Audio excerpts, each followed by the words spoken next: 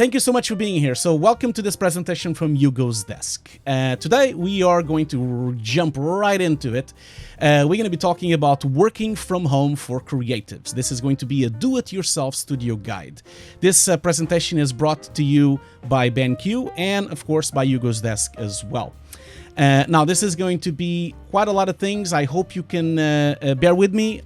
We are all open for questions later on. So if you have any questions, just start typing the questions. Let's keep going.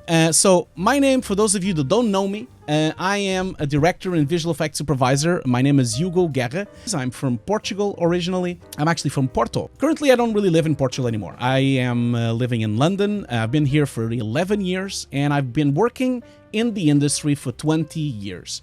I've worked for the BBC. I've worked at Nexus for a while. I worked briefly to Jellyfish. I was at the mill for a long time. I was there for 5 years as a head of department, and I was also for a long time at Without Smoke. And currently I'm working a lot with Sony as well, Sony PlayStation, of course. Now, at the mill, I was the head of compositing and for a long time, and some of you probably know me from there. I have left the mill. While I was there, I was also a lot on set. I would film a lot. Obviously, now I can't film anything because we can't leave our houses. We're all on the pandemic, so we can't really even leave. But yeah, I used to do stuff like this. I used to be on set and have these spheres and weird things on set. That no one really knows what they do. I've worked with a lot of clients. I don't want to spend too much time on this because most of you already know me. So I've worked with many top clients over the world. I've also lately worked a lot in games. I am a big gamer. I love video games. So I had to work in the video game industry. So I've done multiple trailers. I've done multiple commercials for games, for all these games you see on the screen, including I was actually part of I was the director of most of them. And I was the director of the in-game cinematics of Homefront, The Revolution, which was great. And the reason I'm showing you this is because this actually has to do with the topic, because perhaps 90% of these projects you see on the screen were actually done from home. I'm also a teacher. I teach on a lot of different universities all over the world. I teach and do presentations for a lot of festivals all over the world. Some of you have probably already seen me on a lot of these festivals like the IBC and the View Conference and FMX and things like that. And of course, I do a lot of things for BenQ. So thank you so much, BenQ, for inviting me to this amazing panel. And thank you so much for always inviting me to these wonderful venues and wonderful presentations that we do all over the world. So kudos to BenQ for always supporting my channel so much. Thank you so much. And I hope everyone on the audience realizes that BenQ is the reason why we're doing this webinar. So thank you so much for you, BenQ. And thank you so much to Valentina, which is now driving the BenQ webinar on the other side. She's the invisible person on the back pulling all the strings. Anyway, if you want to find out more of my work, just go to my website. My website is hugo-guerra.com. Enough about me. I'm not going to talk more about me. We're going to talk about working from home. So, working from home. Everyone is now calling it WFH, I guess. There's like a lot of reasons for us to work from home, of course, you know. But obviously the most important right now is that we have the pandemic currently. And I really hope that everyone is safe, everyone that is actually here on this webinar, and I hope your family is safe as well. And of course, I have other reasons for working from home. I've been working from home for 6 years, okay? So I have other reasons. One of my biggest reasons is actually this. I live in London, so commuting to work is horrible, as you all know. A lot of people here on the audience are from London as well, and I didn't really enjoy this. The other reason I didn't really like to work in studios after my 15 years of working in studios is this.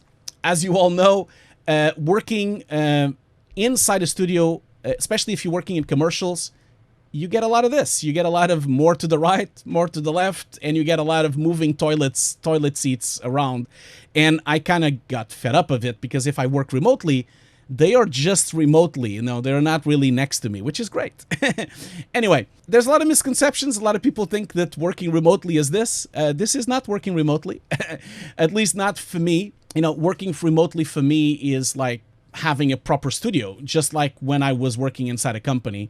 A proper studio means having proper equipment and that's why we're here. We're here to discuss what kind of equipment you should have and also what kind of equipment works for your different budgets, you know. One of the reasons I'm doing this webinar is really because of this sentence from Steve Jobs that was actually, it was mentioned in 1995, which is incredible. The smallest company in the world can look as large as the largest company in the world on the web.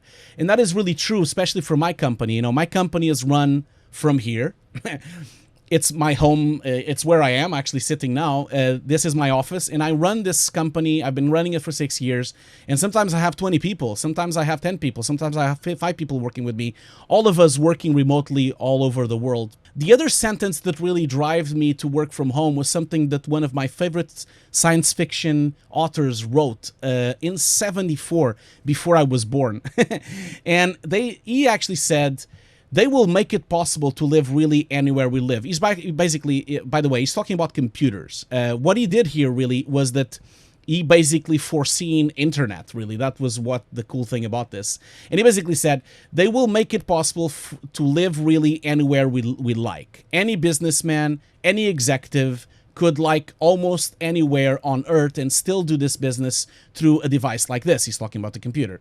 It means we won't be stuck in cities. We will live out in the country or wherever we please and still carry out complete interactions with other human beings as well as computers. And this is really, it's true. Like, we should all kind of like not be so much on cities, and we shouldn't really, even from an environmental point of view. And I know now with the pandemic is a bit tricky, but we'll get to that. I'm getting ahead of myself. I'm gonna move on. Okay, so let's talk about the office space, because if you're gonna work from home, you have to have some kind of office, right? That's the whole point. So first of all, obviously, this is kind of what people think an home office is. You know, like a really slick office that always looks really pretty.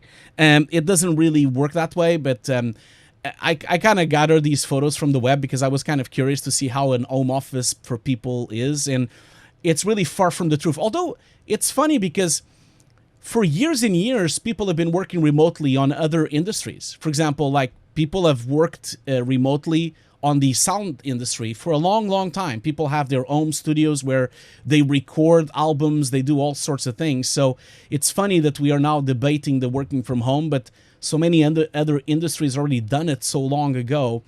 And obviously, I understand that all of this is too much money, and I understand that no one is ever going to buy all this equipment. This is the equipment that usually a company buys. But if you're going to take it seriously to work from home, then of course you could always buy the equipment anyway, but you could buy cheaper versions of the equipment. And that's why we are here today. That's why we're talking about this today.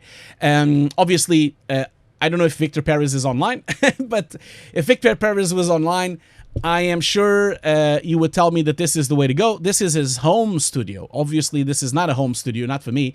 This is a cinema. And obviously, I would love to have something like this, but not everyone here on the chat can actually afford something like this, as much as it is a beautiful studio. Moving on from Victor Perez's amazing setup, for a lot of us, working from home is this, and I really want to leave this, you know, because people think that they're just going to be like with their rough clothing and with a laptop on having breakfast. And first of all, this is really not good because you shouldn't really have food next to a computer. That's the first thing I would say. But anyway, a lot of us have old houses, you know, we have messy houses, old houses, like I know because I'm in London and my house is horrible. And we have messy desks, you know, and we put like monitors on top of books, and we have no control over our desk sometimes. Just look at this desk. This is amazing. Like, I can't even understand how someone can even find anything. But regardless of that, like for me, it all started by planning a bit, you know, like I kind of sit down and I had my house and I had an extra bedroom, which was great. You kind of have to have an extra bedroom, otherwise it's not going to work. But the cool thing about this is that then I started organizing myself. That's not me, of course, by the way. But I truly started organizing myself. I started kind of like making some schematics of how my office should look like. I started kind of like putting, okay, should I have 2 monitors, one on top of each other? Should I have 1 monitor here, 1 monitor there? Should I have like 3 monitors in a row and then maybe the scopes down here? Maybe I should have like the Xbox there and maybe the computer would be on that side. You kind of start like messing around with layouts, and I really would recommend you to do that because you need to kind of find your best layout, because you're going to spend most of your life in this room, you know, when you're working for years and years to come. Obviously, when I finally decided with my layout, then what I had to do, of course, was to strip everything out of the office, and then this is the painful part of it. Cables everywhere. This is actually the last time I stripped my office. This is how it was looking when I was like controlling it. And the other thing I would just say just before we go is that it is important for you to make sure you have a spare room. It doesn't need to be big, you know, it could be a really small room, it could be a cupboard, it doesn't matter. As long as I have a key, it's good to have a key. But anyway, I'm getting ahead of myself. I'm getting ahead of myself. I'm rushing through this presentation. I don't want to rush. Let's really discuss how Hugo's Desk really appeared and what type of equipment I have here. Please keep in mind that the reasoning behind this webinar is to really show you how to make a studio. Either if you are a visual effects artist, or if you are an editor, or if you are like a grading artist, or even a composer, it doesn't really mean you have to buy all of this, okay? I want you all to understand that it took me 5 years to get to this, okay? So on the beginning, I had nothing. Slowly but surely been developing my studio over the years. One key tip I give you is that every time you do a project, maybe put 20% on that budget into equipment, you know. So if you're getting like £1,000, make sure £200 goes to equipment, you know, like I always do that on all my projects. Anyway, it all started kind of at the mill, you know. At the mill, I was already having an office. This was my office at the mill. So I was the head of Nuke. So I had my own suite where I could have my clients. And you can kind of see it's already similar. This is, of course, Fee, one of my compositors, very talented compositor, very talented. As you can see, it's already close to what I had. Like I have like a plasma with a Rexam 09 graded monitor where I could preview. This is Nuke Studio running Nuke Studio on a Mac Pro. And then I had another second machine, a Linux box here for compositing. And then you can see I had routers. I already had sound mixing here. I already had a telephone. So it was already kind of growing a bit like that. So this was kind of the first Hugo's Desk, really.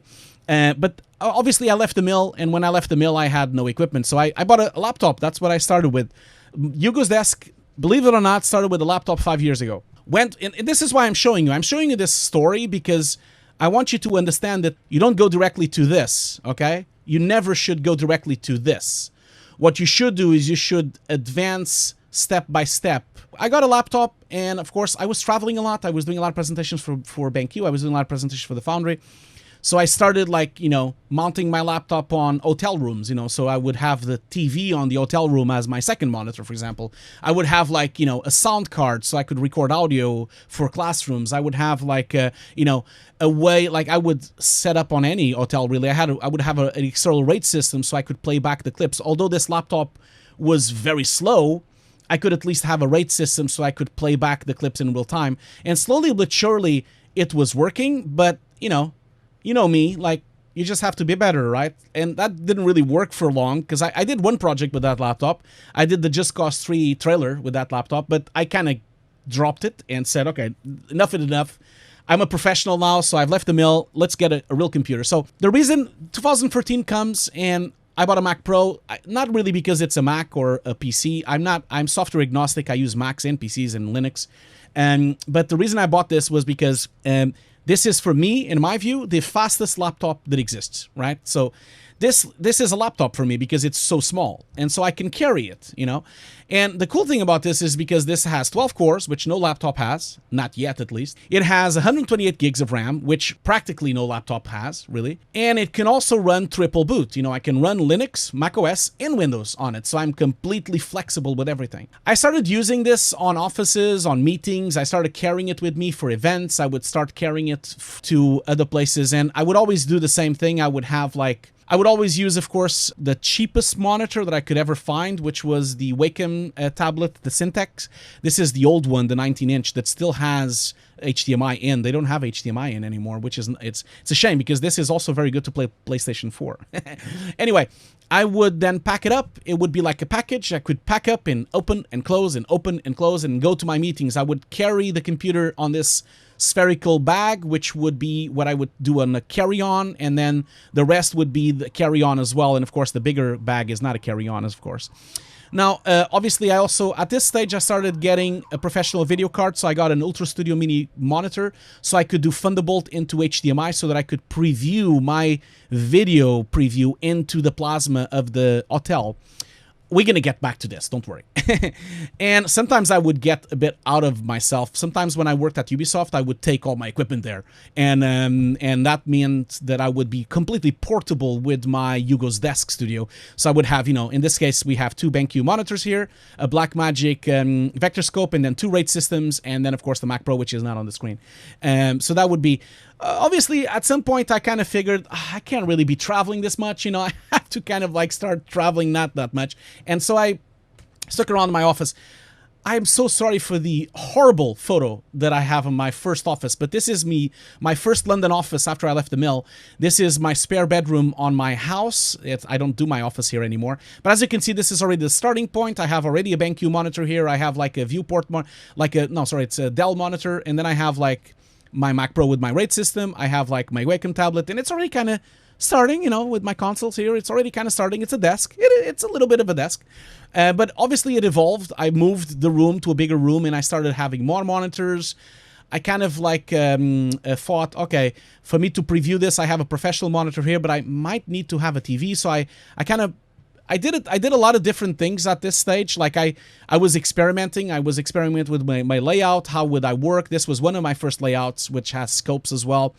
And then my second layout, I actually did all of this by myself. So all these little racks of wood you see here, these are all made by myself. So they were, I just went to a DIY shop and I basically made them myself and cut them and did all of that. And so that I could hold the computers on top and on bottom. And this was kind of like the first stage where we had an LG TV. This is just a consumer TV. And this is really important. I'm showing you this photo because even if you have consumer equipment, it doesn't matter because you can use the consumer equipment. You just have to calibrate the consumer equipment. It is possible to use a regular shelf TV. This is a TV that I bought for like 200 quid on a supermarket, and you can calibrate it enough for you to get something to work as long as you have scopes. Anyway, and last year I was here. I was pretty happy, but I wasn't happy the speakers were so close to me. I wanted them on the side. And I wasn't happy that my scopes were too far on the right side. I wanted the scopes to be on the bottom here where the drives are. So I kind of moved it around. And this is the one today, the one you saw on my social media, and the one we're talking today. As you can see, this is now full-fledged. I have my professional scopes on the left side. I have a professional 10-bit display with Rexon 09 or HDR to preview my comp. I have my composite on the middle. I have a secondary machine here just to do stuff like web and iTunes and other stuff. I have another professional monitor here, and then I have my scopes and my other scopes, and then of course my RAID system, my Mac Pro, and my everything else. We'll talk about that in a second. Now, here's a little advice. Never look to the back, okay? So behind this, it all looks really cool and all pretty, but that's what it looks like on the back. And that's what we're discussing today. We're discussing what the hell is behind this and how to do it, and and what exactly is and how do we do this. And again, I can't emphasize enough. This took 5 years. It was a long process. It wasn't really like out of the blue I bought all of this. I just want you to know, okay? So this is the back of my Hugo's desk. Well, anyway, let's talk about hardware. Let's start with that. Computer is the most important part, right? I really want you to try to avoid the hate you have for this machine, okay? The only reason I bought this machine is because this machine can run triple operating system, okay? I depend on Linux, Mac, and Windows. I need Mac OS for editorial and for grading and for ProRes working, so I have to have a Mac, although I am running triple boot on it. So, no, sorry, at the moment I'm only running dual boot. I'm running triple boot on the other Mac Pro. I'm not running Linux on this one yet, but I bought a Mac Pro. This is my main machine. You do not need to buy a Mac Pro, okay? I just want to emphasize this. Any machine will do, and I will talk about that in the chat. I really want to do a Q&A, and at the end you can ask me questions of what you think you should buy. For me personally, this works for my pipeline. Obviously, anyone on this chat, if you're just doing editing, you probably just need an AMD 16 core. If you're just doing CG, you probably just need a 12 or 16 core. If you're just doing compositing, you probably can even do it with an 8 core or a 12 core. There are so many variations and so many options, and I'm very happy to discuss this on the Q&A. I use this machine with 3 hats, okay? So I use it for editing, I use it for visual effects, and I use it for grading as well, okay? So that's why it has so much stuff. So it's basically a 28 core, 56 threads, Intel 2.5 gigahertz, 228 gigs of RAM because I'm running a lot of softwares at the same time. It has the Radeon Pro 5700X with 16 VRAM, and then it has 2 Radeon 7s. So it has 3 GPUs in total for me to really run Final Cut and DaVinci really fast, and Nuke as well. It has an OS with Boot Camp, Partition, macOS, and Windows. I'm going to put Linux at some point. And then it has 2 internal 12 terabytes enterprise drive. It's important for you to understand that enterprise drive is important because it is really much more safer, okay? My second machine, this is one of my top advice. Like, this is one of my top advice I give you to all of you. Everyone here should really get a second machine, because I really feel like it's much easier to have a second machine, because you can always leave my first machine doing something and it can be rendering, and then you can just jump into the second machine and do something else. I have triple boot on this one. So it's a Mac Pro 2013, 12 core, 128 gigs of RAM, 2 graphic cards, 700Ds with 6 gig of RAMs of each, and then a 2 terabyte SSD inside. Now, this is my secondary machine for support, email, Photoshop, but it also is my remote machine. You saw that sometimes when I'm traveling, I take it with me. So it is still to this day my machine that I travel with. Then I have a third machine. You don't need to have a third machine. The only reason I do a third machine is because I stream a lot on Twitch and I do a lot of video tutorials, as you know. So I have a third machine. This is an old Mac Pro 2012. You can go to eBay and it costs like 500 quid. So it's 12 cores, 3000 gigahertz, 128 gigs of RAM, 1 AMD Radeon 580, 8 gigs of VRAM, 2 SSDs RAIDs for OS, 12 terabytes inside with enterprise drives. This is kind of my secondary backup. And then a Blackmagic capture card, which is on the back there, which has 4 HDMIs. The reason for that is because this is my streaming machine. So I use this Decklink, which is a quad HDMI recorder, which is only $500, but you don't need to buy this. You can buy other recorders, but I do this because I have my desktop input, my PlayStation, my Xbox. Like, I have multiple inputs so that I can do Twitch and things like that. Now, on the other hand, if you want to run GPU acceleration, I advise you to actually run external GPU acceleration. Why is that? There are kind of two ones. The older one that I use is the Cubix Expander. Allows you to have 2 graphic cards. You can also buy one with 4 graphic cards. So I have 2 Radeon 7s inside of this. And you can also run other things. There was a time that I was running ESP3, I was running a graphic card, I was running like the capture card, and I was running another graphic card. So you can run as much as you want. You can either run 4 normal slots or 2 double-sided. So the reason why I have them external is because the cool thing about having external GPU is that you can switch it off, because GPUs take a lot of power, right? So you can just keep the regular GPU on the machine, and then you can just switch off when you don't use so much GPUs. Because I'm running 3 GPUs on my machine, don't forget. So when I don't need them, I just switch them off. So this is the company called Cubix Expander. Just contact me if you need links or things like that. If you don't want to buy the Cubix, which is a bit expensive, and it's also very rare, it's very out of stock all the time, you can also get something called the Net Store. The Net Store is the same thing, okay? It's exactly the same thing. The only thing is that this one has 4 slots of double width PCI. Oh, by the way, these boxes run without drivers, okay? You do not need drivers. It runs on Linux, it runs on Mac, it runs on Windows. No drivers, and this thing is a lot faster than Thunderbolt 3, okay? So Thunderbolt 3 caps out at 40 gigabytes, okay? You can run 128 gigabytes on this, so that's why you can run 4 GPUs in one slot. So what it does is that it connects to your machine. Basically, there's like a host card here, and this host card has a cable, and it connects to the other host card. So basically, inside your machine, you take one slot. It has to be the 16-speed slot. It has to be PCI Express 3 16X, and then you take that slot, and then basically it multiplies to all the other graphic cards.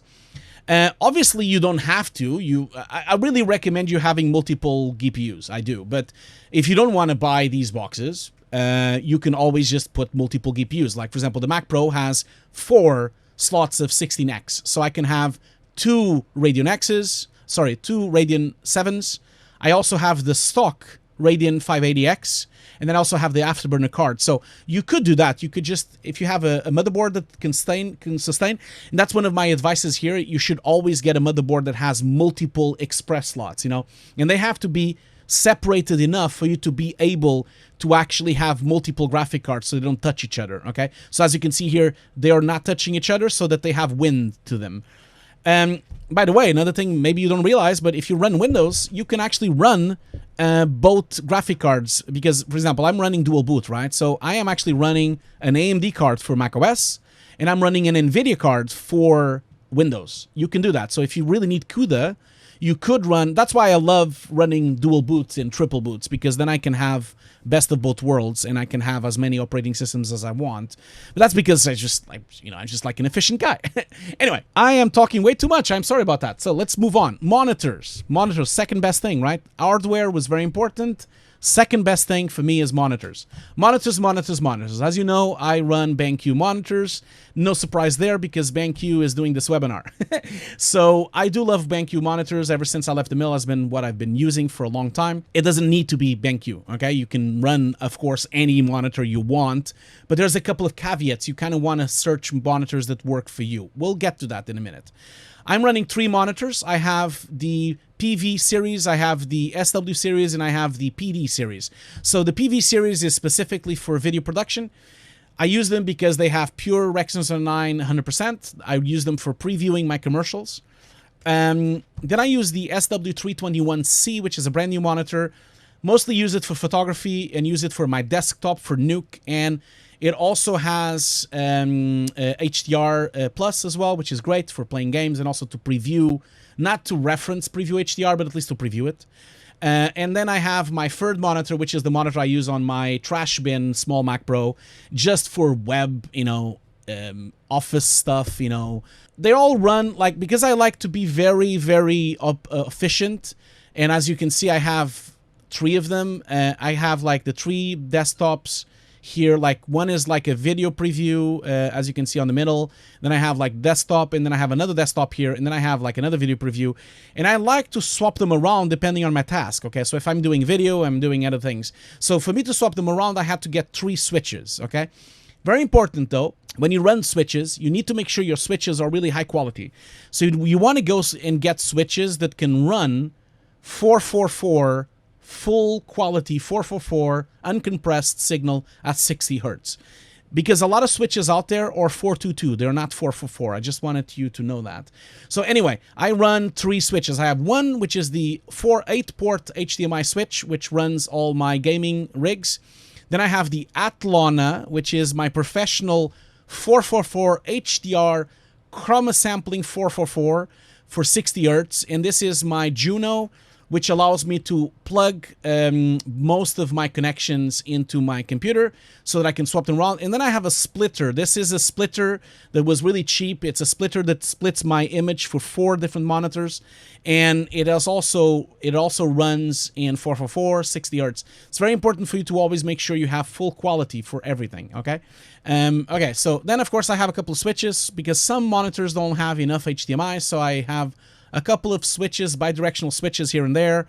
Really cheap. They're super cheap. They're like 10 quid, and they run anything because they're just pass through, so they can run anything, and you just click on them and just switch the signals.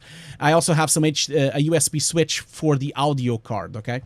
Now, why do I need so much switches? I need so much switches because I'm basically switching from types of work, okay? So, for example, here, I'm doing DaVinci. I'm doing color correction on DaVinci.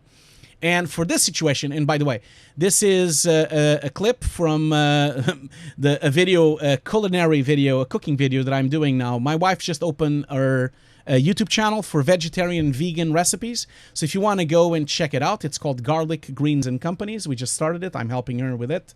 And it is only vegan and vegetarian if you want to check it out. Just like plugging it in here. Anyway, going back to the studio. So when I'm running DaVinci color correction, I use my middle monitor, which is the SW371C on HDR or Rexon 9, and I use it for color correction with my little spheres here, with my balls. And then I have, like, of course, the desktop here, and then on that side I have my scopes. That's one setup that I have, and then of course my other scopes, and then of course I have like my streaming machine here, and then I have another preview here. Now, you're probably asking, why do you have so many scopes and so many monitors? Well, there is a reason for that. I like to watch my productions on different outputs. So, for example, on the middle, I'm watching like a true 10-bit high-quality reference monitor. But then on this one, the Blackmagic Smart Display is basically a really crappy 8-bit signal image. You know, it doesn't really look that good, but it's good for you to check how things look on a bad monitor. And then also I have like a really tiny monitor just to check how it looks on an iPhone. I even have a smaller one here that makes me look like how it would look on a thumbnail as well. And then I have a black and white monitor here. It's really good for you to watch black and white luminance-based images so that you can test how they look on luminosity. Now, this is for me when I'm grading. When I'm doing compositing, though, I reverse. So I basically have the desktop on the middle and my preview on the right side now. So I used to be like that. I used to have the preview on the middle, and now because it's Nuke, I prefer to have Nuke's desktop controls on the middle, I would prefer. Obviously, you can swap it as many times as you want. And then third but not least, when I'm streaming, it's a bit different. When I'm streaming, I have my lights on, then I have my microphone on, and then I'm streaming on this machine, which is a streaming machine. It's the OBS. Then I still have Nuke on the middle, and then I have, of course, the chat from Twitch on either side. I have my streaming, my chat, my Discord, because people are asking me questions on streaming all the time. And obviously, it's really cool because the switches really help me with that, and obviously, the fact that BenQ has these kind of controllers, external controllers, allow me to change color spaces as well. So if I'm delivering Relaxation 9 or if I'm delivering sRGB, I can just swap it around. And the cool thing about it as well is that these monitors are actually factory calibrated. Actually, talking about factory calibration, what I use for calibration, this is really important because don't forget, you don't have an IT department, right? There's no IT department. So you need to do everything by yourself. And so if you have to do everything by yourself, you need to get yourself the best you can. So I use Portrait Display Kalman. You have multiple versions. You have cheap versions like Visual Forge. You have Studio, Video Pro, or Ultimate. I use Studio. I don't buy the Ultimate. And this allows me to just check the average delta in calibrating my monitors professionally. Now, anything below 1 is amazing, so this monitor is actually 0.4, which is great. And for that, I use an iDisplay Pro. For me, I think it's the best one that you can find for the relationship between price and features. It doesn't do HDR, though, unfortunately. I am about to buy one that does HDR, but this one doesn't. And that also allows me to test the luminosity by section of the monitor. But regardless if you're using BenQ monitors or not, really important for you to understand is that any monitor you get, if you're working from home, okay? This is the tip of the day, okay? If you have a monitor that you want to work from home, you want to make sure you have some kind of selection of color spaces. The monitor should have at least Relaxation 9 and sRGB, because otherwise you're not going to be able to deliver to the web, which is sRGB, and you won't be able to deliver to production commercials on Relaxation 9. Obviously, if you can find more profiles like P3 and like HDR, even better.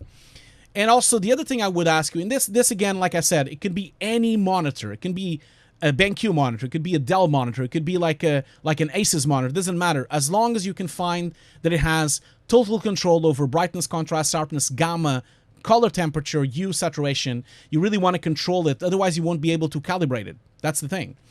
And of course, color temperature as well, so you can define the Kelvin temperature as well. It's really important for you to make sure you do that. Otherwise, you'll never be able to get all your monitors to look and match the same. Why is this so important for me? And especially gamma, by the way. Gamma is super important because then you can deliver 2.2 for the web, 2.4 for commercials, or other gammas if you're delivering to the cinema or not. It's not only because you want to control totally what you're doing on your monitor, but it's also like a way of your eyes not to being in a lot of pain.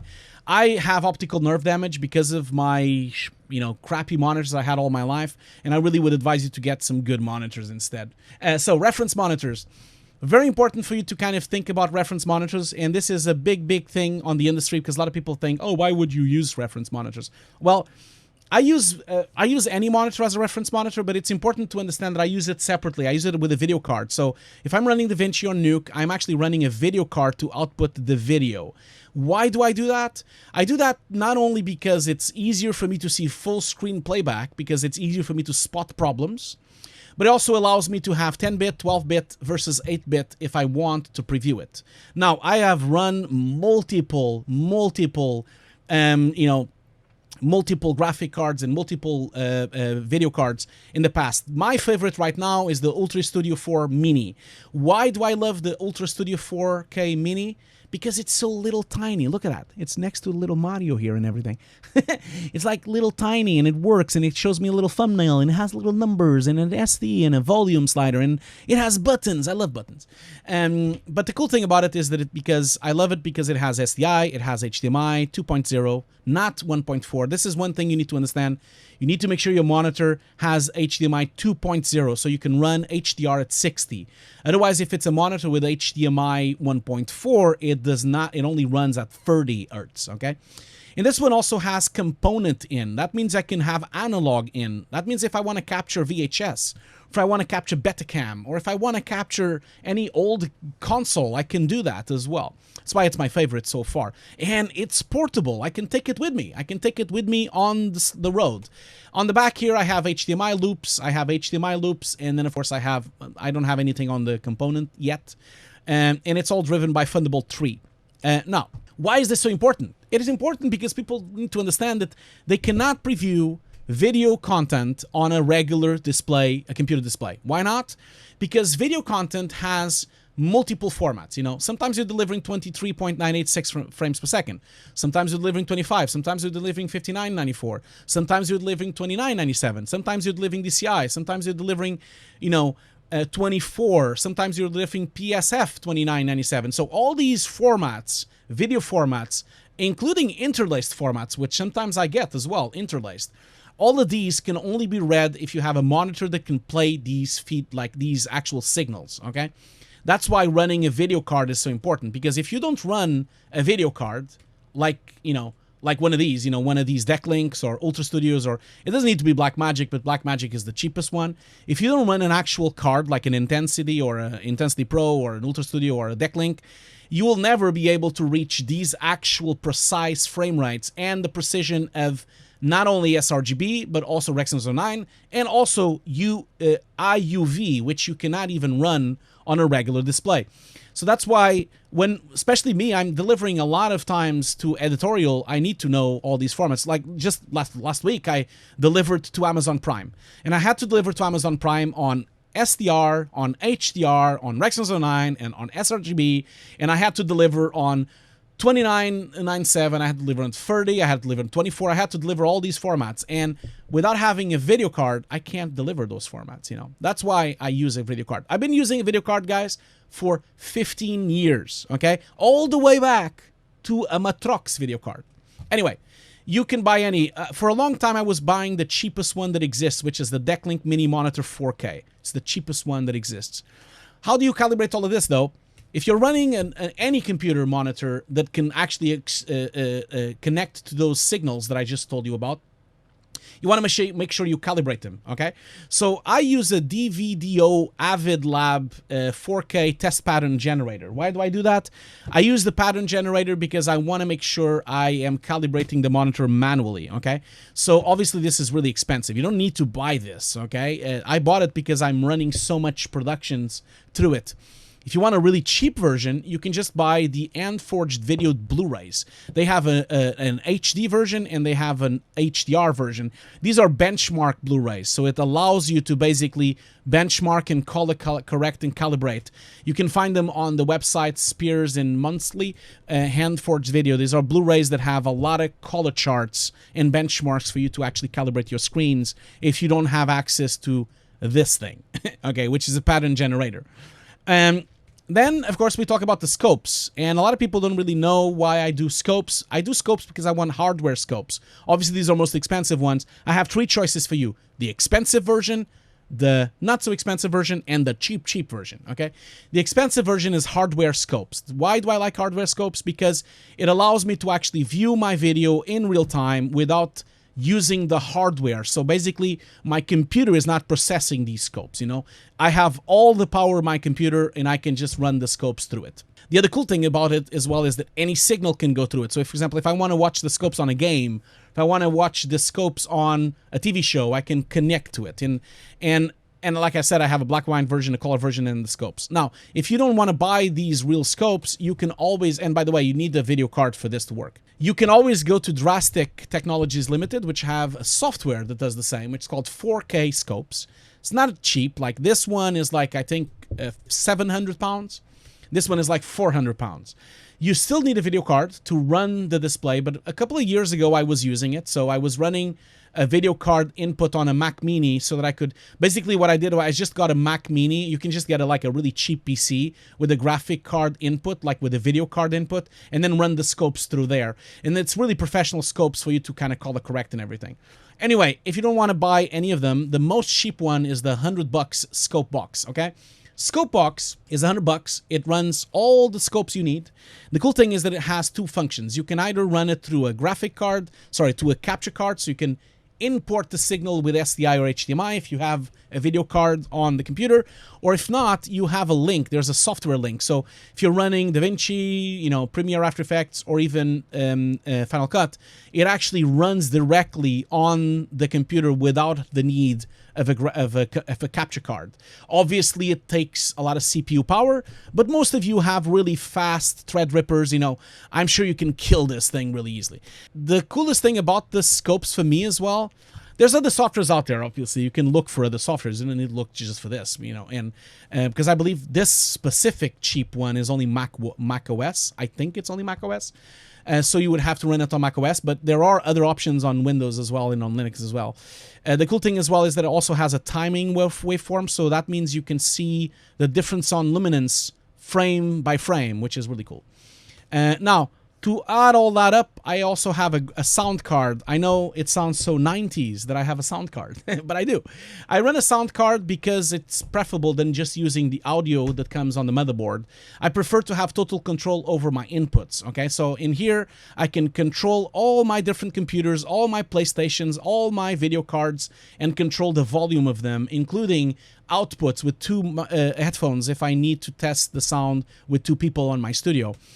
You don't need to buy the big one. I bought the Scarlett 18i20. This is, of course, Foxrite. You can buy other brands, of course. But this is a good brand. Foxrite is really good. They have the Solo with just one input, and then 2 inputs, 4 inputs, 8 inputs, 18 inputs, and then the rack one, which is the one I bought. I bought the rack one because I just need more inputs than most. So I don't know anything about sound speakers. Don't ask me that, but I just bought these. I thought they were cool. They're really high quality. They're Mackie sound speakers. I have them on either side, one side and on the other side with my little toys. Headphone wise, I have professional headphones because I'm running voiceovers and podcasts and videos and professional videos. So I think in person, my personal view is that Beyerdynamic is the best out there. Obviously, they have a lot of different ones. You don't need to buy Beyerdynamic. You can buy others, but I like Beyerdynamic. I have the 77 DT, and I have the 990 DT as well. These ones are closed, so that means they're really good for just regular reviewing. These ones are open, so that means that they're really good for professional monitoring. They're really expensive, of course, but you have several versions, cheap ones. You can just buy the DT240 if you don't want to buy the 990 or the 770, okay? So there are several versions. And as you can see, some of them are open, some of them are closed, and that's really because they have different, this one is for control and monitoring, this is for mixing, okay? So that's different tasks. That's why I have 2 of them. The cool thing about this is that you can, when they get really sweaty, and they do get really sweaty, you can swap them around so you can have Beyerdynamic little ear pads. You can just swap them around. I already swapped like 3 of them. And last but not least, a little tip of the day as well. These little contractions I have here. I hate having my headphones fall to the ground. So what I did was I bought these things. These are 360 swivels.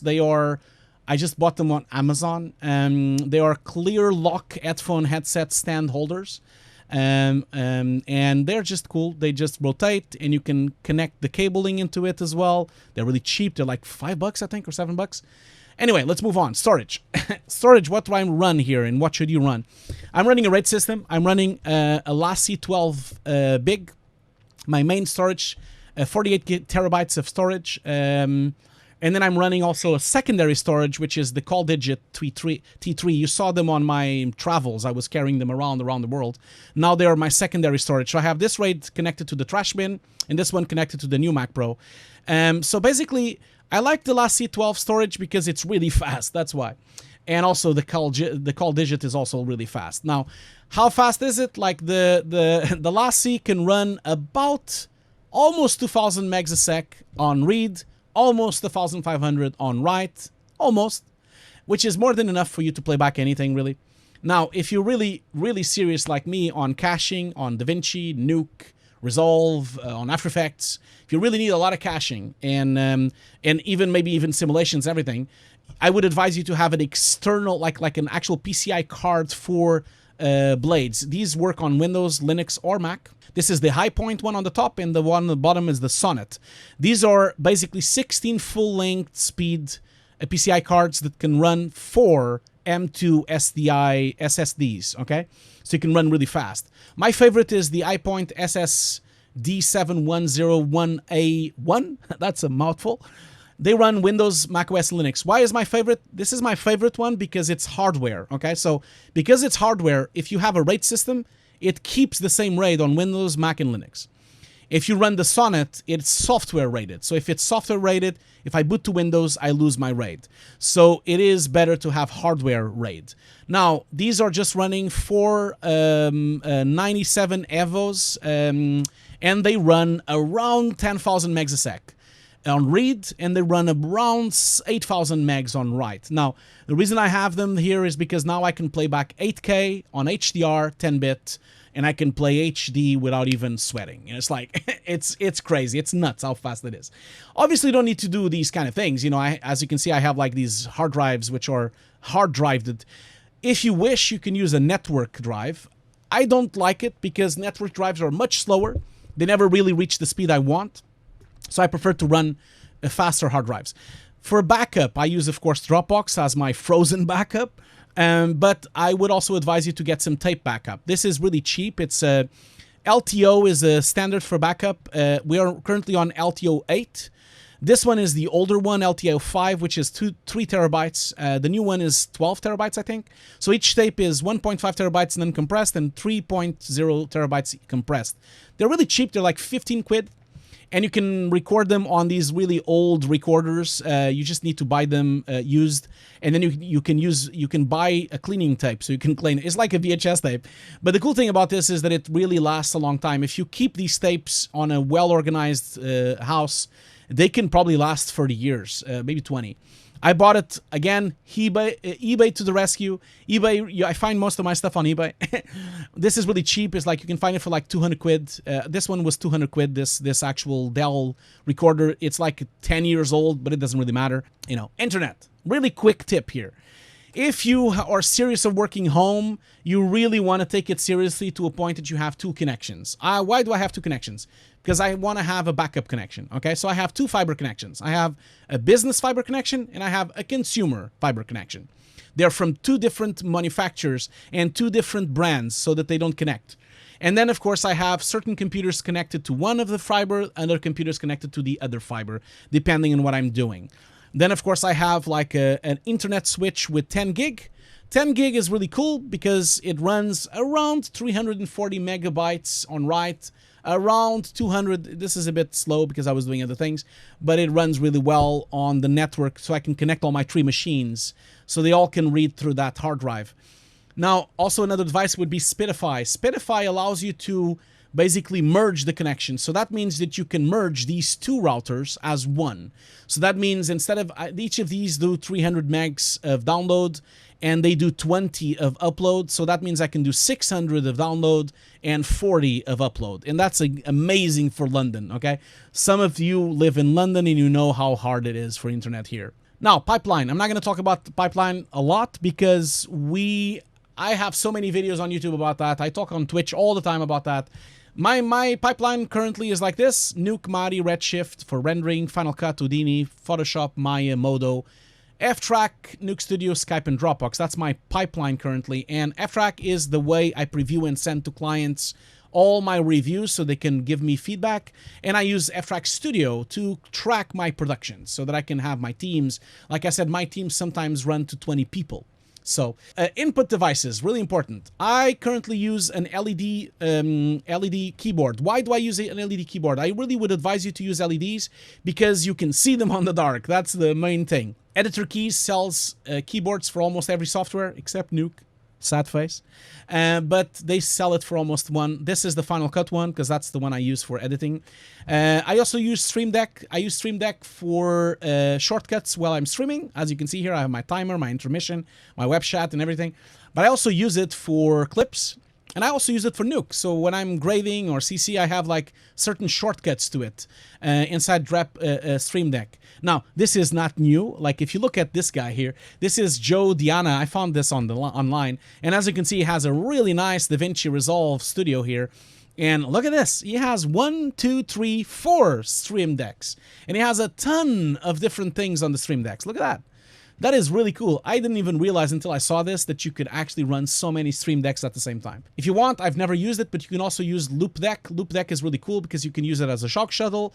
And it also has that tactile feeling, you know, you can kind of move the sliders and move color correction and luminosity and brightness. And I really like this kind of thing. Also for video, I'm an old school video because back in the day, like 20 years ago, I was editing video to video. So I use a jog shuttle. The jog shuttle allows me to go frame by frame with my finger, and I can rotate and go and play back and stop. And of course, color correction, I use the cheapest color surface exists in the world. I think it's $250. This is the Tangent. So this is my setup when I'm doing color correction. This is what I have. I have in here my shortcuts. I have my keyboard, then I have my grading spheres, I have my jog shuttle in my mouse. When I'm doing compositing or visual effects, I switch to a Wacom tablet. So I kind of go from one to the other, one to the other, one to the other, depending on the job I'm doing. And the same goes for the monitors, I switch them as well. Obviously, you need to get a webcam. I really would suggest you to get a Logitech 4K Brio. I have 2 of them. They are good because 4K is the future, and also it's a great way for your clients to see you sharp, you know. I also have, of course, a professional microphone. This is the Rode Broadcaster. That's a monitor I use. So I use it, of course, for tutorials, for video casts, for pretty much anything. Anyway, lighting, very important subject. Lighting, for me, it's super important because you want to have total control over everything you have on your studio. So this is my studio when I switch all my lights off. So I only have the screens. Then, of course, I have a backlight there. I have my Elgato lights, and I have my secondary light on this side, and I have my BenQ bar. So if I want, I can just have a little bit of backlight if I'm doing grading, and maybe a side light. If I really want, I can have a lot of light if I'm just like working on browsing or something like that. And this is really good for your eyes, of course. If I'm streaming, of course, I activate my Elgato lights. And then, of course, I can change them to blue to red if I prefer, of course. The key lights from Elgato are really cool. I like them. Of course, you don't need to buy them. You can buy whatever light you prefer. The reason why I have lights is not just because of the webinars and not just because of the tutorials, but also because, you know, I feel like it's good for my clients to see me, you know, to actually see me. And so that's why. Anyway. The key light is cool because you can adjust it really easily, and the best thing for it, it has total control on desktop and total control on your phone. So you can control the temperature, the brightness, and everything. I also have like a crappy light on the back here. It's an articulated LED light. It has a little remote as well, so you can control it. And as you can see, it's like just a LED desk lamp. It's dimmable. It has several color temperatures as well, which is cool, and it's articulated so you can move it. And then, of course, I have another side light, just a cheap light from Amazon. Again, just try to find lights that can change temperature. So this one can do 2700 Kelvin to 6000 Kelvin, which is good. I have 3 of these all around my studio. And then last but not least, I have the BenQ light, the BenQ bar. I love the BenQ bar. It's really cool because it has total control over the temperature and light. And look at this. It can be put on the actual monitor. And this is it on, this is it off. You see? Nothing. Not even one reflection on the screen. Not even one. And I love that. I love the fact that this light can be on and I can illuminate my keyboard and everything, and I don't see my screen being affected. And these are really cool. I don't even think they're that expensive. They're like $100 or something. And the cool thing, this works because the light direction is actually going to the front. You see? It actually, the cone of light is onto the front. That's why it works so well. Now, anyway, last but not least, ergonomics. I'm not gonna spend too much time on this, but please, for the love of God, and I'm not even religious, try your best to have a very good chair. Now, I don't say you should buy an expensive chair. This chair was like $400. And the reason I bought it was because it has a headrest and it's all net. That means I don't sweat and it has a lot of breathing space when I'm sitting on my chair. Now, this is called the new chair. I really like it. I bought it like last year. Previously, I have a sciatica back problem, as some of you know, which gives me a lot of pain. So if you have sciatica back problems, I would really recommend you to get a variable ballast. But these are amazing because you can rock yourself forwards and backwards and you can kind of rest your knees. I really love that. Now, of course, last but not least, I have a mouse pad. Just look at it. It's Doom. Doom, the best game in the world. It's so soft as well. And my mouse. I had a lot of mouses in my life, but I have so many problems with my sciaticas that the best mouse I've ever had was this, the MX Vertical Ergonomical Mouse. And the reason for that is because it really allows you to have less strain on your muscles, okay? Now, let's just talk about Miscellaneous so we can wrap up this stream and go to the questions. So, Miscellaneous, you probably noticed that I have a bunch of little metal boxes, right? Where can you find those metal boxes, you're probably asking?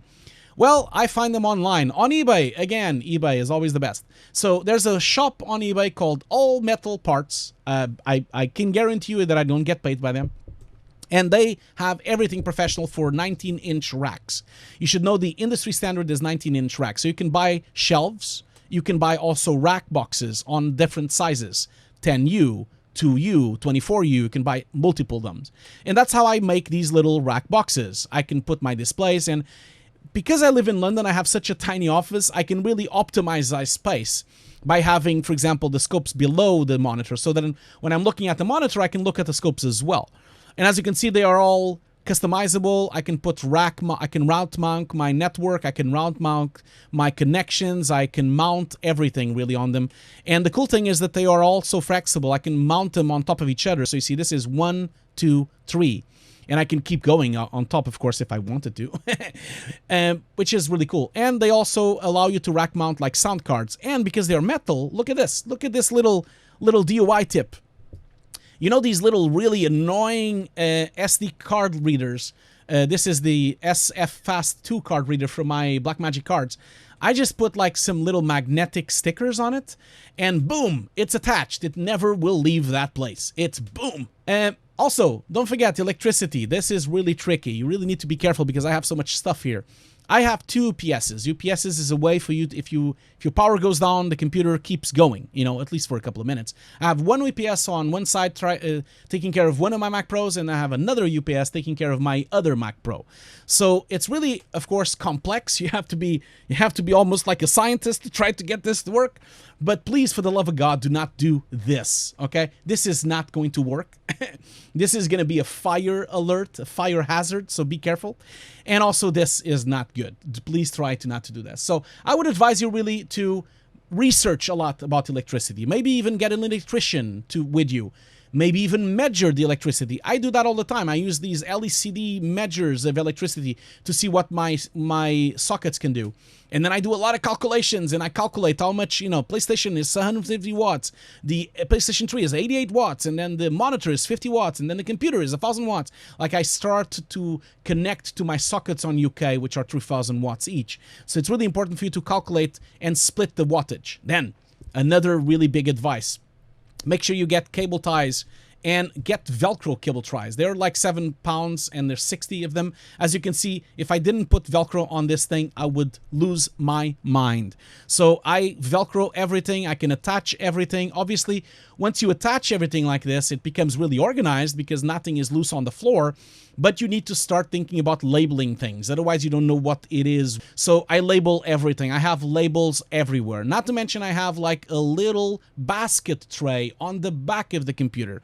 These are really cheap basket trays you can buy on Amazon. And then you can put all the cables on the trays. Look at that. And so that means that all the cables are not on the floor. So if you have to vacuum clean, you have the floor empty of cables. Look at that. There's no cable on the floor. Or your cats also don't go and destroy your cables as well. So basket trays are really good. Also, I also get like horizontal switched power surges. So I buy a lot of these, so because they not only they are protecting my power surge, but as you can see here, I have multiple of them, okay? So each of my boxes, I have one here, one there, one there, one there. And the cool thing about this is if I'm not using, for example, on any of these consoles, I can just switch it off. If I'm not using these consoles, I can just switch it off. And if I'm using these consoles, I can switch it on. So it allows you to switch off and back, and that kind of saves some power, really. Then, of course, USB hubs. I have one on each side of the room so that I can plug anything I want from a client. And these little self-adhesive cable labels, waterproof, that you can kind of label everything. Because there's so many cables around, you really need to label, okay? So I label everything so that I know each USB cable, each HDMI, each DisplayPort, what it is, where it came from. As you can see, this is from the 6.1 Mac Pro, this is from the 7.1 Mac Pro, this is from the gaming rig. And also the networking, you know which one is it, because if you need to troubleshoot, this is the only way you're going to troubleshoot anything, is if you know where it came from. So that's my advice to you. Now, I also have, of course, I have multiple desks. I'm very prepared, so I have always multiple video cards on the go if I need to replace something in a jiffy. I also have, of course, a lot of hard drives to back up stuff. Of course, a lot of cables, because cables break all the time, so I have like a lot of power cables from different lengths, different powers, 13A, 5A, 2A, depends on what I'm doing. Of course, I have a lot of display ports, HDMI, SDI, USB, you name it, I have it, because you never know what you need to connect on that specific day. Of course, Thunderbolt cables. I even have more cables up here. I have old cables, video cables, any cable. And don't forget a little vacuum cleaner so that you can clean your keyboard. I love my little vacuum cleaner and, of course, my fan. I have it here with me as well. The cool thing about this little fan is that this fan is wireless. Look at that. It has a little battery. So that means you can move it around. So if I really want to put next to my face, I can put it. If I don't want to put it next to my face, I don't put it. Now, let's wrap up with relaxation. What do I do to relax? Of course, I play games. That's what I do. So I have my PlayStation, and I not only the reason I do that is because I collect old games. So I have all the consoles, and I'm capturing them because I do videos online for them. I'm thinking of Twitch streaming some of them, so that's why I have all of them racked like this.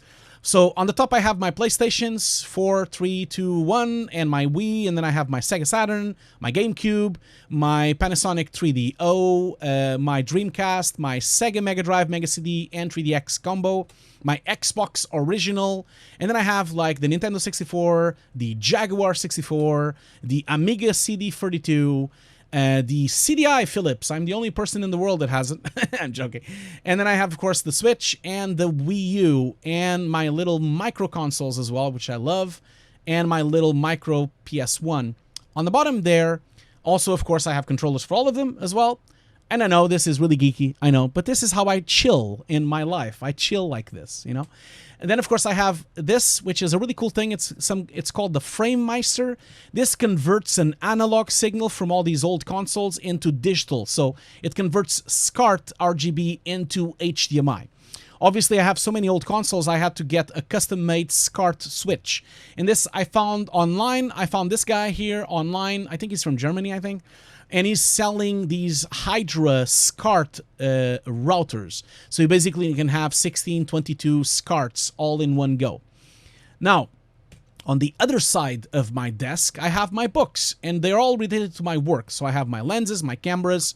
Of course, I have all my art of books, all my Cinefex, all my books that give me inspiration. I collect art books because they really drive inspiration when I'm doing a job, or of course I have compositing books as well. I don't like Kindle because it's not tactable when I'm looking at these illustrations. Also, of course, have multiple books from films, from filmmakers, a lot of books from Stanley Kubrick, as you can see here. I have a lot of old software that I collect as well. That's something I use for relaxation. You always need to get a hobby. That's my hobby, is to buy books and read books, and also, like, of course, buy old software, like really old software. I have like After Effects 1 here as well. A lot of games, of course, a lot of games because you saw the consoles, and that's it, really. No, I can't believe it. We got to the end. So don't forget, guys and girls, Don't forget to subscribe to my YouTube channel, Hugo's Desk, on YouTube. Try to help me to get to 30,000 subscribers. Also, I have a Patreon if you want to support my channel. I have a Patreon on Hugo's Desk as well. You can follow me on Twitter, on Hugo Guerra as well. I'm trying to reach 5,000 subscribers. And of course, I stream on Twitch 3 times a week. Now that we're on the pandemic, I'm not really working on set because all the shoots that I was doing were canceled. So I'm on Twitch 3 times a week. And that's it. Try to have fun. Look at me. I'm having fun here with a Hugo, which is the worst car in the world. And of course, try to have fun as much as you can. As you can see here, I have always multiple versions of myself doing a lot of different things. Thank you so much for watching this. And here's the Q&A now. First question from Ben. Hi, Ben. Welcome to the chat. Ben Ramskill, I know you. So Ben is asking, why do you use the keyboard? Has it got special keys? Yeah, I use the keyboard because it has the shortcuts. I'm really terrible at shortcuts. So I love that the shortcuts are actually printed in the keyboard, you know, so that actually I don't have to memorize them. I'm terrible at memorizing things. So that's why I like these kind of keyboards. I hope that answered your question. Let's see. Brandon is asking here, what is the way or setup for FTP server, home server, NAS system, Dropbox or some cloud server? Yeah, so Brandon, I use Dropbox. Yes, I use Dropbox for everything. And then if I need encryption, I use encryption before I upload it to Dropbox. That's how I use my entire, like all my projects that I showed you. All my pipeline with my 20 people are all run to Dropbox Enterprise. So it's Dropbox Business. It's not the regular Dropbox, it's Dropbox Business, which is much more advanced and you have permissions and things like that. So that's how I use it. I don't use FTP, I just use Dropbox Business. Meta is just saying hello from India. Hello, Meta.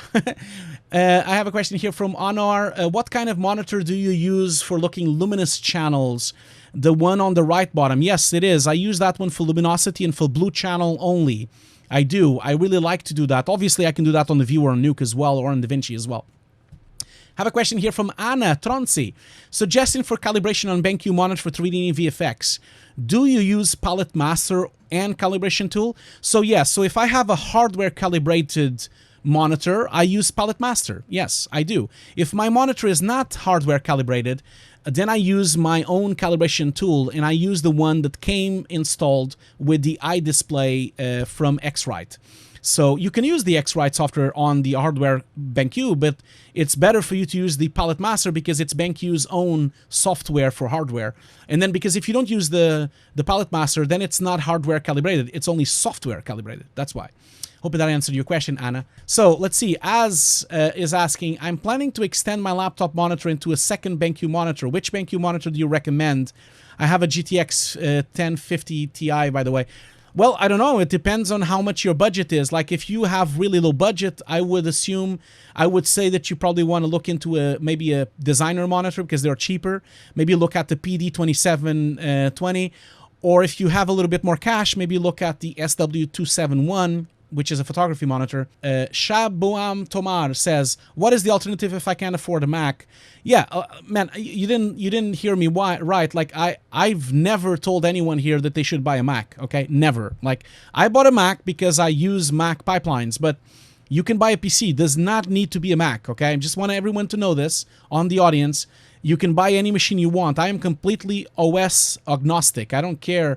I buy what I need for what I'm doing, you know? So if you can't afford a Mac, don't worry, you know, just maybe get like a really good Threadripper, you know, a good PC with maybe a Threadripper, AMD Threadripper with maybe 12 cores, maybe 16 cores. That would be great. You know, if you can get more, even better.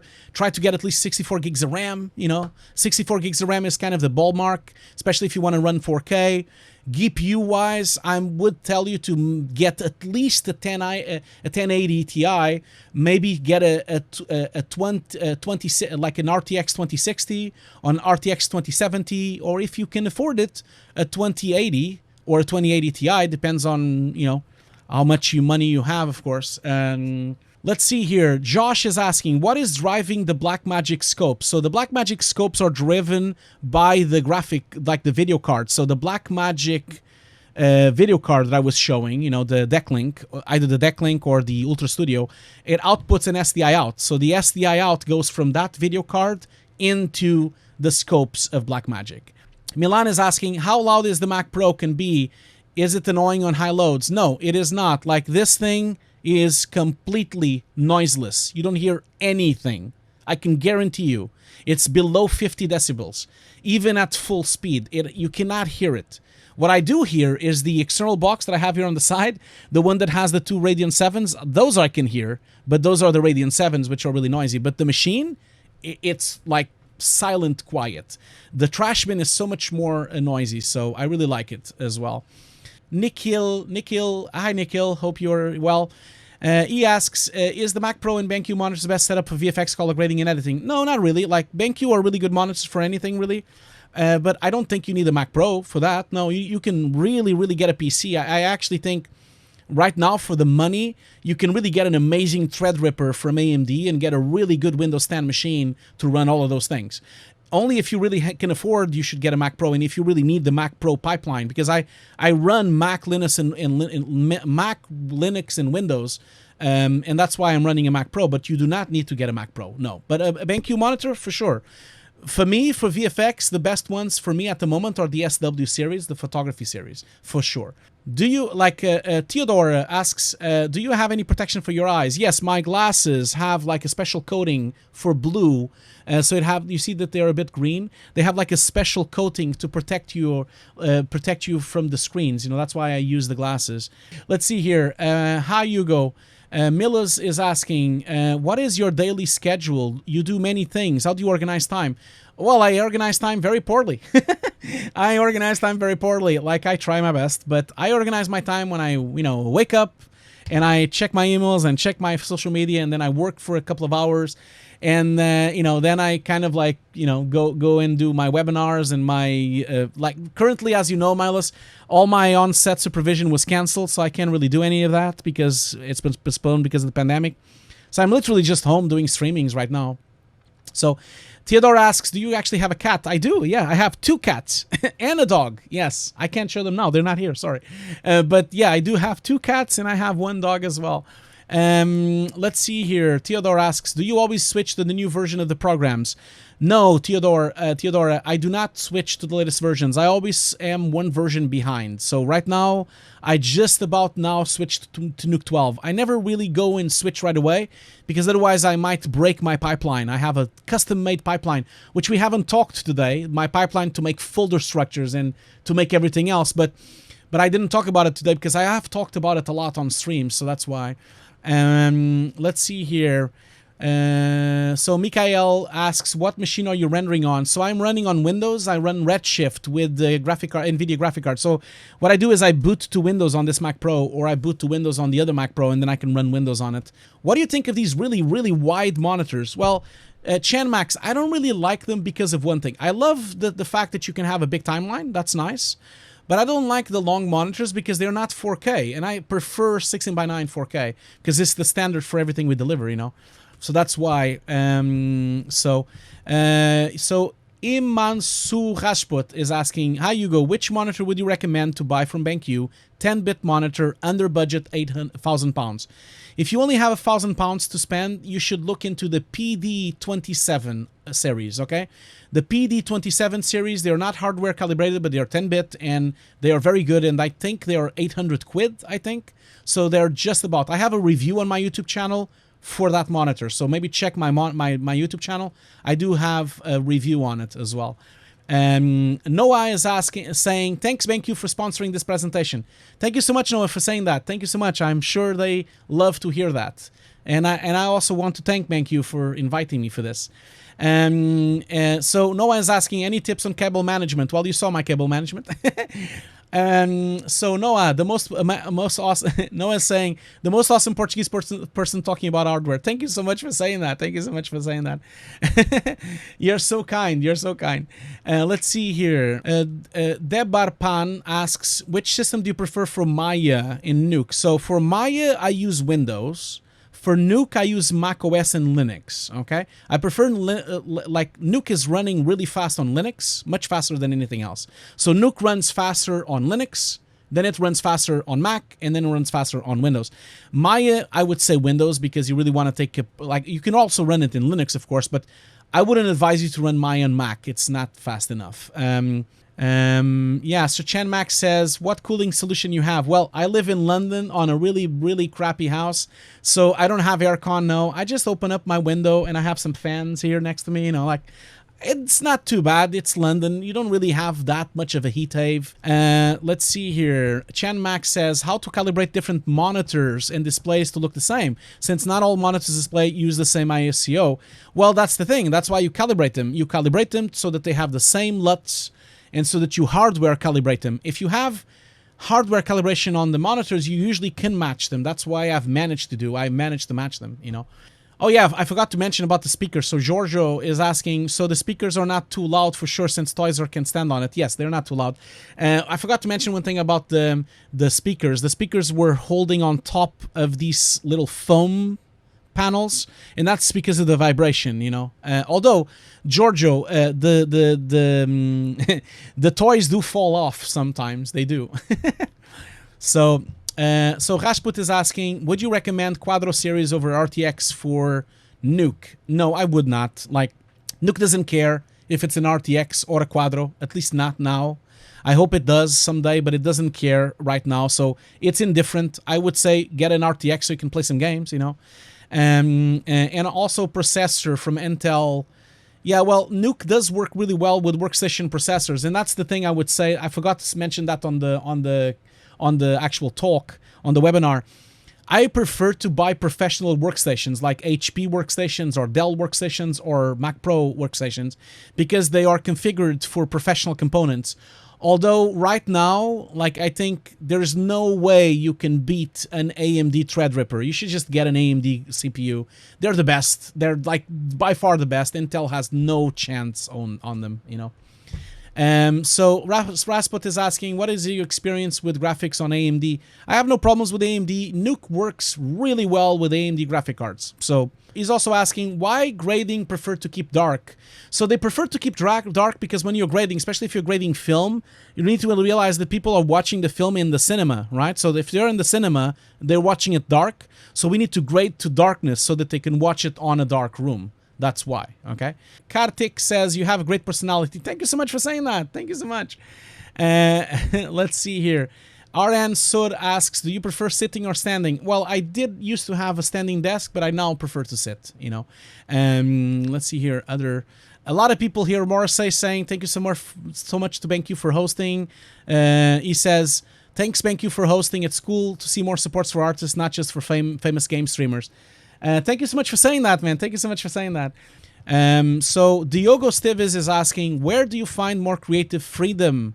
You know, where do you find more creative freedom? Compositing, grading, or directing? Oh, of course, directing. Directing, I have complete creative freedom. Grading, I have some creative freedom. Compositing, I have zero creative freedom. So compositing, 0. Grading, 1. Director, 2, I guess. So let's see here. Ben is asking, is the AMD Ryzen 3950X 16-core good for comp? Of course it is. It's an amazing CPU. Absolutely. Ram asks, can you LAN network speed to be able to work 4K, 8K? No, you cannot. You cannot.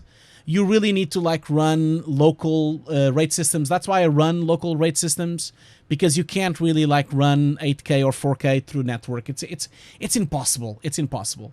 Let's see here.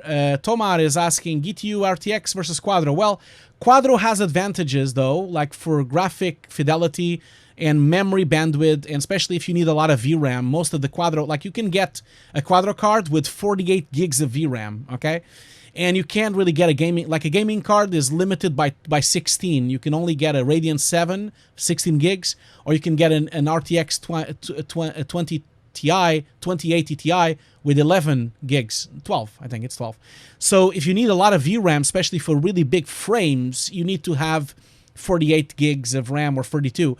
You should check some of the videos from Linus Tech. He has a lot of videos showcasing the advantages of the Quadro card and the disadvantages of the Quadro card, okay? Mikhail says, can I use one very good monitor for reference and several crappy ones for workspace? Yes, I've done that many times. If you look back at my photos on my early webinar, like on the beginning of the webinar, you saw that I had some really crappy Dell monitors. I had really crappy 8-bit viewport monitors as well. And then I had a really good BenQ monitor just for reference. So a lot of people do that. A lot of people have really cheap monitors everywhere just for the desktop. But obviously, it's always better to have really good monitors always, you know. I have to read this one. Tan Mayoi Roy says, a little off topic, but why is your hair like that always? Well, it is like this because this is my hair. You know, I put gel on my hair and I like my hair like this. I've been using my hair like this for 20 years. I am sorry that you don't like my hair. I like my hair. I'm sure some people like my hair. If there was a chat, I'm sure they would telling me that they would like my hair. Let's see, Theodore is asking, any tips and tricks on organizing work time, family time, as well personal gaming time? Well, I don't really, because I work from home, I don't really have a schedule, you know, so I think most people that work from home get used to having a fragmented schedule, you know. I kind of work a few hours here, a few hours there. Sometimes I'm downstairs with my wife. Sometimes I'm outside, you know, when we could still leave. I sometimes go outside, and sometimes I work all the night, and sometimes I do several days in a row. Sometimes I stop. So I'm pretty flexible as long as the work gets done, you know. I think I can get pretty flexible. Let's see here. Onar Khan asks, I'm currently working on a Netflix TV show as a compositor. They don't give me the original shots for making breakdowns, so is it okay to use the shot that I have made after the screens is seriezed without a breakdown, just showing the shot? Well, first of all, you need to get permission from Netflix. You need to ask them if you can use the shot on your show reel. Even if you don't have a breakdown, you need to still ask permission. That's always the case. Yeah, so Julian says a webinar for render farm would be nice. That's fine. Brian says, do you have any suggestions to PCOIP setups? I don't. I really don't like to do that. I prefer to work locally. So I sync my files and I work locally. I never remote machines because it's just too laggy. I don't think it works. I think it's a mistake. Matt is asking, do you recommend the design series or post-production series? What's the difference for VFX work? So the post-production series are hardware calibrated for Rexon 09, so I would recommend it if you're doing commercials. If you're just doing web stuff or 3D or VFX in general, I would recommend the designer one because the designer one has a lot more profiles for different softwares, you know. So the post-production monitor is really made for you know, for video Rexon 09, really, you know. Juan Olivars asks, when you work on a big project from home and have a lot of people on your team, do you coordinate the work with someone else, a coordinator? Do you have your own coordinator? Yes, I have a producer, yes. I have a producer, but I do work as much as I can, so I coordinate as well as much as I can, but we always have small teams. My biggest team so far was 20 people, and so that was fine, you know, that was fine. Let's see here. Unar asks, what monitor do you suggest for grayscale photo editing? For grayscale photo editing, I would suggest the SW321C. It's an amazing monitor. It's my favorite monitor. That's the monitor I use now for my daily work, you know. Let's see here. Milan is saying, driving Hugo is still haven't got used to failing devices. I've never driven a Hugo. That Hugo is not mine. I just found that Hugo. Yeah, so Alma asks, Tangent works with Nuke? Yes, it does. Like, you can download, there's a gizmo somewhere, I think in Nukepedia or something, where you can run Tangent with Nuke. But I don't run it in Nuke. I run it on DaVinci and on Final Cut, but it does work in Nuke Studio as well. So let's see here. Eba is asking, do you think a first-year compositor is important to learn MADI? I don't think so. I think you should focus in Nuke. If you want to be a compositor, you should really focus in Nuke, okay? Joe Jacobs asks, what would you recommend for a first buy investment? So if you can only buy one thing of everything I said, you know, if you could only buy one thing, buy the computer. The computer is the most important thing. And second is the monitor, and everything else follows, okay? I think I would say that. Okay, so Bogdan asks, how do you calibrate your monitor? The room needs to be with lights or natural light? So I calibrate my monitor with the lighting that I'm going to be using for that calibration. So for example, if I'm going to do color correction on a feature film, I'm going to do a dark room and calibrate on that. If I'm going to do like a commercial, I might have a bit of light on my room, you know, so it really doesn't depend. So Milan asks, how do you deal with low-end noises from Mac Pro? No, it's not noisy at all. Like, it's only 50 decibels. It's people think it's noisy. It's not noisy at all. So let's see. Please share your gear list. Yeah, so I'm thinking about that. So I'm going to butcher your name, I'm sure. So Shirdaran asks, will you share your gear list? Yes, I am. I'm going to put my gear list on my Twitch page. A lot of people saying thank you for the webinar. Thank you so much for that. Sajels is saying, Sajels is giving feedback to BenQ. Can BenQ stream on Twitch next time? They're a lot smoother. Yeah, I've been telling BenQ a bit that I don't really enjoy GoToWebinar webcam, but it's fine. It worked. It kind of worked, kind of. Let's see here, and I think I'm done. Yeah, I am. I am done. Look at that. No, wait a minute. Yeah. Oh, wait a minute. No, I'm not done. So a question here from Julian. What is the downsize of Decklink Mini Monitor 4K? The downsize? Oh, there's no downsize, really. I think it's really cool. I don't really have any things to say that it's bad. I think we're done then. Yeah, we are actually done. We have reached all the questions. So, guys, thank you so much for being here. Don't forget that if you have any questions still, just message me on social media, and you know that I'm live on Twitch 3 times a week. I'm live on Twitch on Tuesday, Thursdays, and Sundays. So if you want, just show up on Twitch and ask me a question. I can always help you with your gear. Like I said, I have 6 years of experience of working remotely, so I have a lot to share. So thank you so much for being here. Thank you so much for sticking around. I'm so sorry for all the little problems. I am so sorry for that. Thank you so much. Thanks so much, Valentina, for being here. Thank you so much for inviting me as well. And everyone here, there's still 159 people. Thank you so much. We actually did all the questions this time. Thank you. I'll see you all tomorrow, though. Like, I'm going to be on Twitch tomorrow. Don't forget, tomorrow I'll be on Twitch at 4 o'clock doing compositing. So I'll see you all tomorrow. Bye-bye. Bye-bye. I can't put a nice video to finish, but it's fine. Bye-bye. Bye-bye, everyone. I'll see you all when I see you.